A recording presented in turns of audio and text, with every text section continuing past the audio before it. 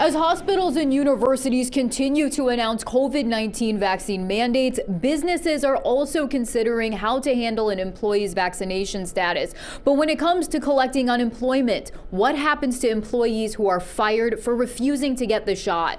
This is no different than maintaining a driver's license for a taxi cab driver. Once that becomes a prerequisite of employment, it is possible, if not likely, that you could be denied unemployment by just having inaction or otherwise refusing to even try to deal with that issue whatsoever. Tony Paris is the lead attorney for the Sugar Law Center for Economic and Social Justice in Detroit. The nonprofit provides legal representation to people in need. We try to figure out whether or not the employer had a policy that was communicated to the employee, that was uniformly enforced, that had been on the books and given notice to all the employees, and whether or not the employee intentionally disregarded it. Paris stresses each situation is different and there are exemptions for religious beliefs and medical conditions. We reached out to the Unemployment Insurance Agency asking about their policy and are waiting to hear back. Meanwhile, Paris says it also depends on how clearly an employer communicates their vaccine requirement.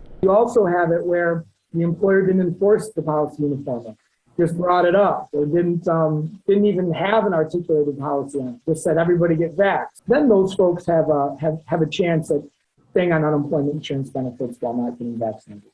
Paris says if you claim you have a religious or medical exemption, you're going to have to prove to the UIA you do indeed have those exceptions. Otherwise, you're not going to get unemployment. I'm Veronica Meadows, Fox 2 News.